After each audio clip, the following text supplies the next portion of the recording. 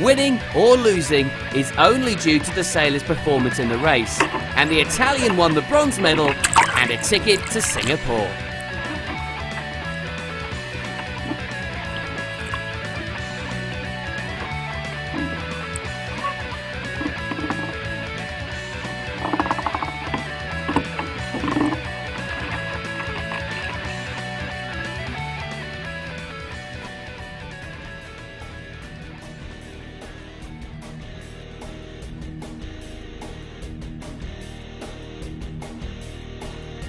I think very well in practice. Moving on to the women's discipline, the Dutch team was definitely the best, with 2 female sailors in the top 10.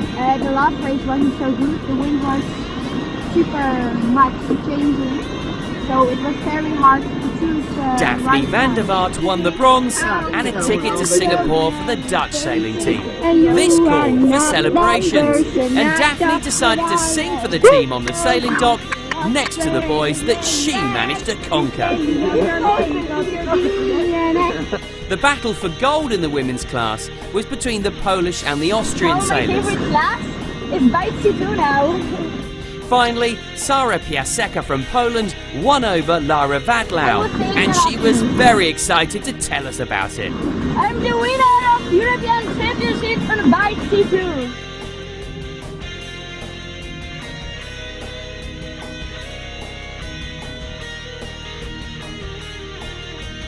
Nevertheless, both sailors were happy to win a ticket to Singapore for their respective countries and will continue their battles later on.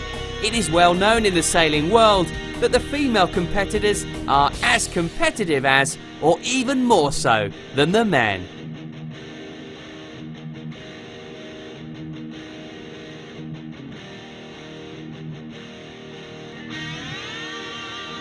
One of the main competitive moves in close battles is blocking access to the wind, or blanketing as it's called. Watch the heat in this post-start battle where the sailors try to blanket each other.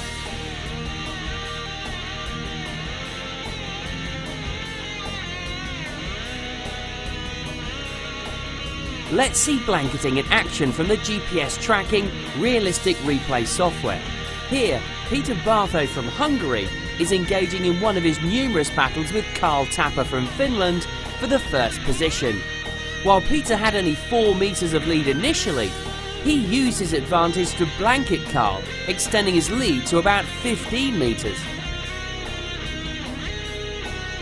In practice, the leading sailor cuts access to the wind, and the sail of the blanketed sailor empties out. This forces the sailor to either continue losing speed or tack away to find a new path to the wind flow. I like to start in the middle, so I can keep my options open. Blanketing makes positioning at the starting line even more important. The sailors need to be as close to the starting line as possible at the starting signal, but not go over it, which means disqualification or a lengthy restarting process at the back of the fleet. The sailors need to balance being safely behind the line with losing the advantage to blanket their competitors or risk being blanketed themselves.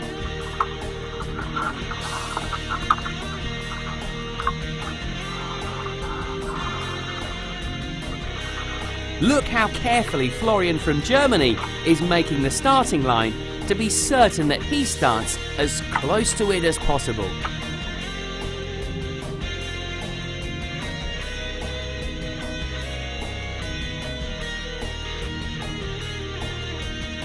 I had a very good start. I just mainly played the shift and my boat did. What does the Singaporean champion mean by playing the shifts after the starting line? Let's see what happens after the start. The sailors have 2 basic options after the start, starting on the left side to follow the left diagonal path, or on the right to follow the right diagonal path to the upwind buoy. Very quickly, the fleet will go from being one next to each other to spreading over as much as 1 nautical mile. Choosing paths in every upwind is probably the most critical task and defines in a large extent the top 10 in each race.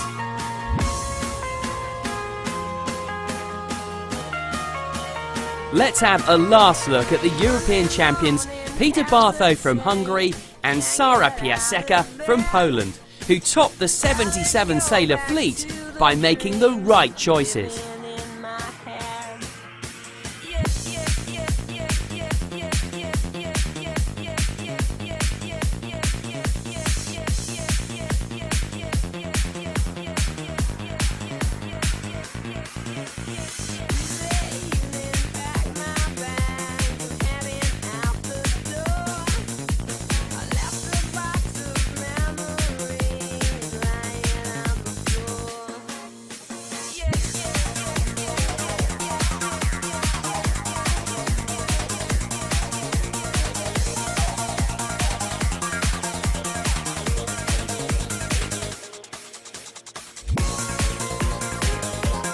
I'm the winner of European Championship on Bike T2.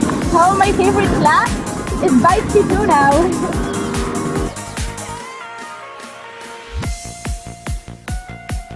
The countries that won a place at the inaugural Youth Olympics in Singapore are Hungary, Finland, Italy, Germany, Norway, Russia and Spain in the men.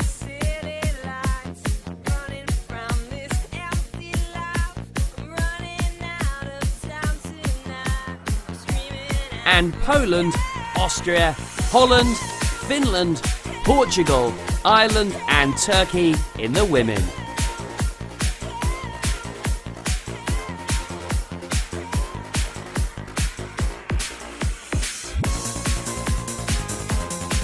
The ranking of the sailors after the 10 races in each class was the following.